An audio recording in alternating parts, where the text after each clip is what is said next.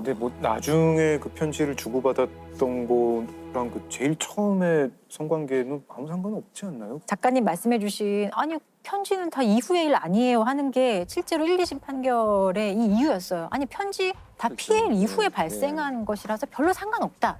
근데 대법원에서는 진심으로 사랑하는 관계였기 때문에 이런 것들도 다 고려가 돼야 된다라는 취지로 판결을 한 거죠. 지금 이 대법원 논리가 만약에 뭐 정말 저희가 들은 대로라면 성폭행을 했는데 나중에 사랑하면 앞에 것도 범죄가 안 된다 이런 괴상한 이게 법원에 가면 이건 처벌받아야 되는 거 아니에요? 그렇죠. 지금 문제는 이 앞에 있었던 것이 성폭행인지를 놓고 지금 맞아요. 하는 거, 심리를 하는 거잖아요. 이게 범죄 특성상 피해 사실을 인지하거나 증명해내기가 너무 정말 힘든 어려워요. 예. 것 같아요. 그루밍 성범죄의 특성 자체가 외견상으로는 비폭력적인 상황이 네. 주로 보여요. 그래서 모르는 거거든요. 그리고 신뢰를 기반으로 하기 때문에 뭔가 어떤 피해자의 자발적인 참여가 전제가 되는 행위거든요. 결정적으로 피해자들 본인도 이게 내가 피해를 당하고 있는지 몰라요. 한참 뒤에 알게 되거나 나중에 성인이 되고 나서 인지하거나 이런 것들이 많기 때문에 우리가 더 많이 알아야 하는 범죄 유형 중에 하나라고 생각을 해요.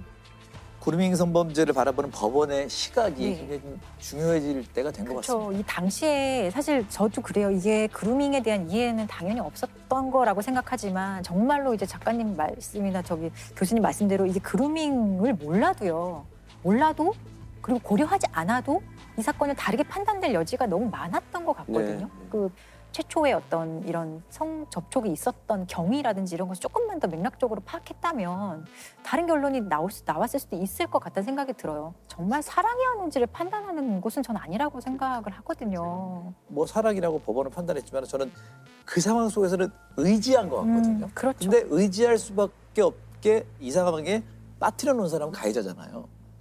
그렇기 때문에 이거는 이게 정확한 분석이라고 생각해요.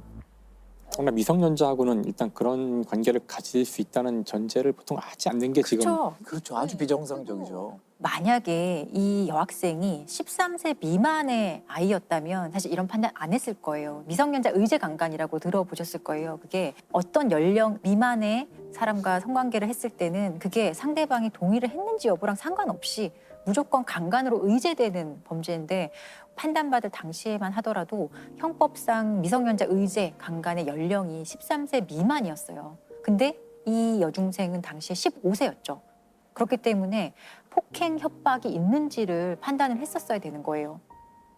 그런데 판단하는 과정에서 이 정도면은 어떤 미성년자에 대한 강간은 아니다라고 판단을 한 거죠. 우리는 13세 미만이라는 기준을 형법이 53년도에 제정한 이후로 계속 사용했어요. 2020년까지. 근데 이 성적 동의 연령에 대한 문제도 계속 지속적으로 제기가 되어 오다가 2020년 5월에 16세 미만으로 상향이 되거든요. 성인, 19세 이상의 성인이 16세 미만의 아동 청소년과 성관계가 있었다면 동의가 있어도 다형사적으로 처벌되는 범죄가 됐어요. 의미 있는 변화라고 생각을 해요. 근데 이게 최소한 우리가 보호해줘야 할 어떤 아동 청소년의 국가에 대한 보호 의무의 하나라고 생각을 하거든요. 그 최소한의 사법적 조치라고 생각하시면 될 것 같아요. 개정법에 따라 이제 16세 미만의 남녀와 성관계를 한 19세 이상의 남녀는 처벌 대상이 됩니다. 그동안 갓 13세를 넘은 미성년자의 심리적 의존성을 이용해 이른바 그루밍 성범죄를 저질렀을 때 미성년자의 동의를 이유로 처벌하지 못하는 것은 문제가 있다는 주장이 반영된 입법입니다. 하지만 그동안 검찰과 법원이 눈에 보이는 강압이 없거나 피해자가 빌미를 줬다고 판단하면 성폭력에서 배제한 것이 더 문제였다며 청소년의 성을 이용하는 행위를 제대로 이해하고 대응해야 한다는 겁니다. 이런 문제도 결국 저는 그루밍 성범죄에 대한 우리가 조금 더 관심을 가져야 될 숙제를 주는 사건이 아닐까 생각을 합니다.